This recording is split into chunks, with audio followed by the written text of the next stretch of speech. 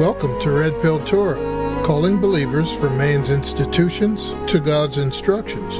Rumor has it that Yeshua broke the Sabbath. I'm Tim. And I'm Miss. Like many rumors, there may be a molecule of truth involved, but it's so twisted you might not recognize it. Let's talk about it. Now, if you didn't know, the Torah is the first 5 books of the Bible. Understanding and believing the Torah gives context to the rest of the Bible, and the Bible is all about Yeshua the Messiah. You can email us at redpilltorah@gmail.com. Find us at our website, www.redpilltorah.com. Follow us on redpilltorah.podbean.com, on Facebook, Twitter, Tumblr, YouTube, or wherever you hear your favorite podcasts. We love to hear from you. And don't forget to like, share, and subscribe. And a big shalom to our listeners in Canada and Colorado. Listen out for RedPill Torah on a radio station near you. RedPill Torah is an outreach of B'nai Ephraim Messianic Ministries and Assembly. Find us at BEMMA.org. At the time of this recording, we're still in the summertime. Many people consider this the peak of vacation season, what they feel is the best time to take off from work and focus on things other than work. That sounds like the Sabbath day, Dad. A time that our Elohim gave us to turn our focus from work to Him.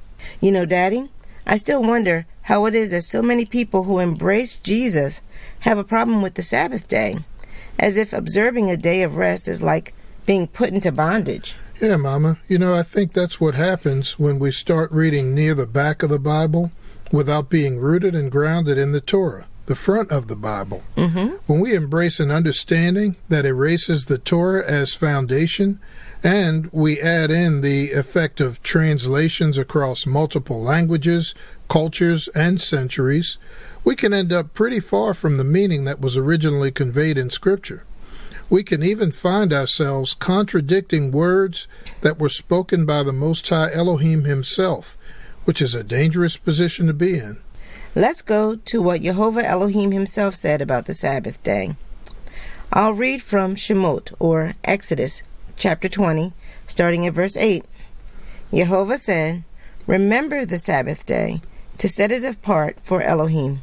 You have 6 days to labor and do all your work, but the 7th day is the Shabbat, or the Sabbath, for Yehovah your Elohim. On it you are not to do any kind of work, not you, your son or your daughter, not your male or female slave, not your livestock, and not the foreigner staying with you inside the gates of your property." Now, to our listeners, the next verse is very special.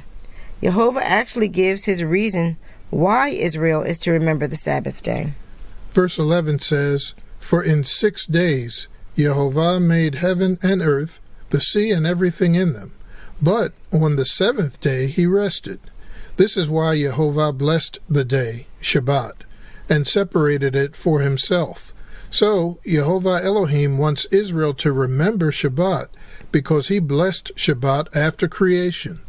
We need to remember that our Elohim linked Shabbat observance to creation because Yeshua identified himself as Adon, or Lord, even of the Sabbath day. We find that in Matthew chapter 12, verse 8. Read verses 1 through 7 for context. We also see accounts of that same pronouncement in Mark chapter 2, verse 28, and Luke 6, verse 5. We'll come back to Yeshua being Lord of the Sabbath later in this podcast. So far, we have Yehovah's stated reason for why Israel must remember the Sabbath, and we have Yeshua's claim to be Lord of the Sabbath. In Devarim, or Deuteronomy chapter 5, we have Moshe repeating the instructions about the Sabbath day, with a few notable differences. We can accept these differences as scripture because Elohim did not strike them down when Moshe said them. Rather, this pronouncement from Moshe was inspired by Yehovah Elohim himself. They were meant to give even more light to his original pronouncement about the Sabbath. Reading from chapter 5, verse 12, it says, "Guard the day of Sabbath, to set it apart as holy, as Yehovah your Elohim ordered you to do." You have 6 days to labor and do all your work, but the 7th day is a Shabbat, or Sabbath, for Yehovah your Elohim. On it you are not to do any kind of work, not you, your son, or your daughter, not your male or female slave, not your ox, your donkey, or any of your other livestock, and not the foreigner staying with you inside the gates to your property, so that your male and female servants can rest just as you do.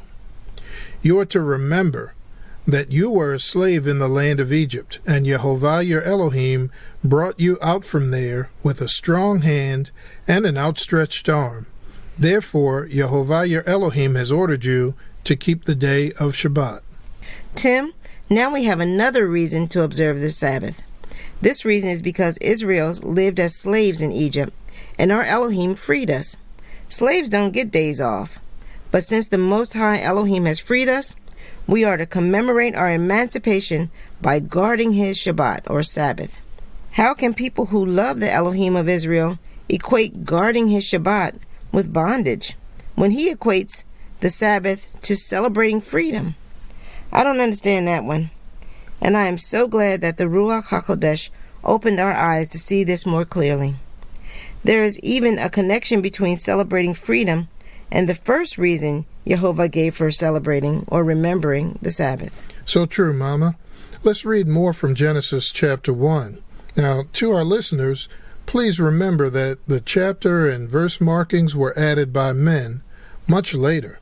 They help us to find scriptures more quickly, but we should not read as if these verse and chapter markings are permanent fixtures in the text.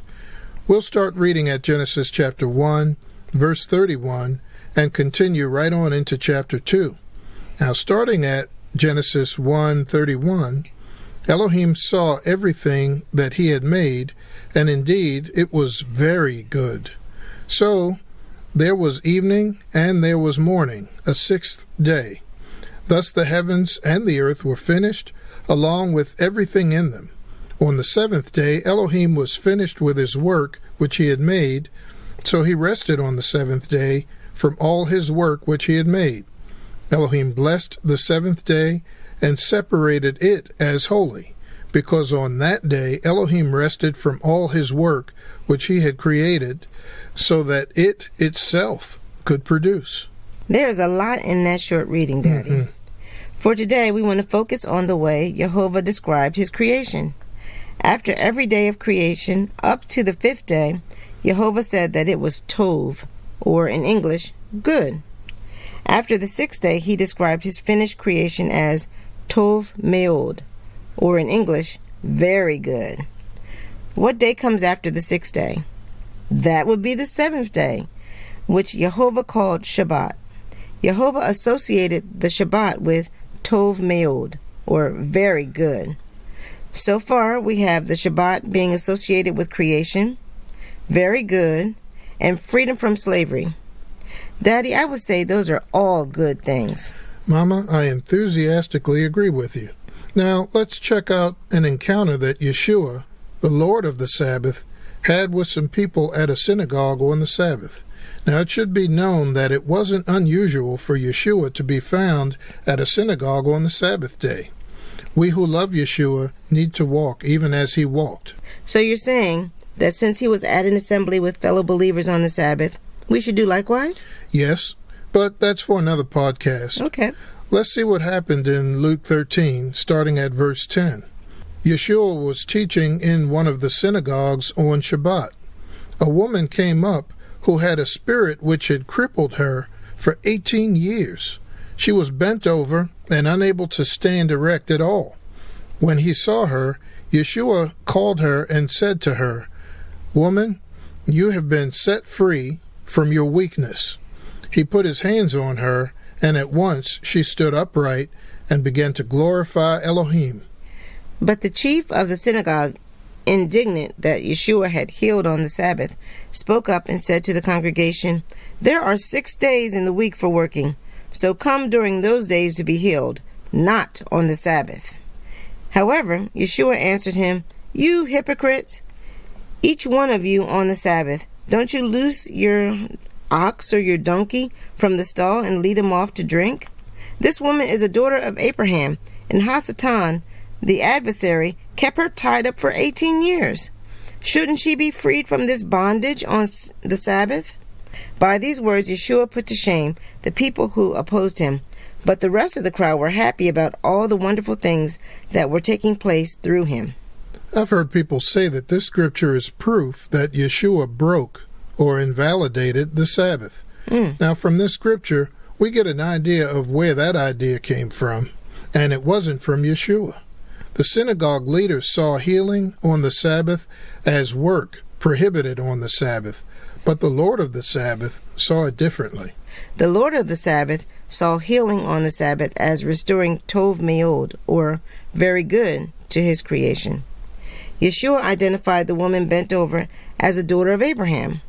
From the Torah, we learn that being a child of Abraham meant that she had a covenant right to Tov M'od. Mankind, Jehovah's creation, was not created to be bent over, unable to stand up straight. Jehovah's creation was not made to be bound by Hasatan either. Tov M'od, or very good, means being free from bondage. Remember, Moshe associated guarding the Sabbath with freedom from bondage. The Exodus from Egypt is a picture of the redemption that Messiah Yeshua gives to us who believe in him. By healing on the Sabbath, the Lord of the Sabbath was restoring a part of his creation to Tov M'od, or very good, status. So, what would you do if you discovered that the way you live your life and some of your beliefs are out of line with God's instructions? Would you take the blue pill and embrace modern Christian doctrine that says that the Sabbath is bondage and done away by Jesus? Or would you take the red pill and enjoy the Tov M'od that the Lord of the Sabbath gives us to enjoy on his Sabbath? Only you can answer that question. But I get it. Sin is a hard taskmaster. When you're used to getting a beating every day, it can be hard to comprehend being free. So hard that you could choose to stay in the prison confinement instead of enjoying Tov M'od. John chapter 8 verse 34 through 36 says, "Everyone who commits sin is the servant of sin, and the servant does not live in the house forever, but a son does remain with it forever. So if the Son frees you, you really are free. Enjoy your freedom. Rejoice in the Sabbath day, just like the Father and Son do. Embrace the Tov M'od that you have been given." That's all we have time for today, so please share this episode with a friend and invite them to celebrate a day of freedom with you on the day that the Father has chosen, the Sabbath. Thank you for listening to us at RedPill Torah, where you can handle the truth.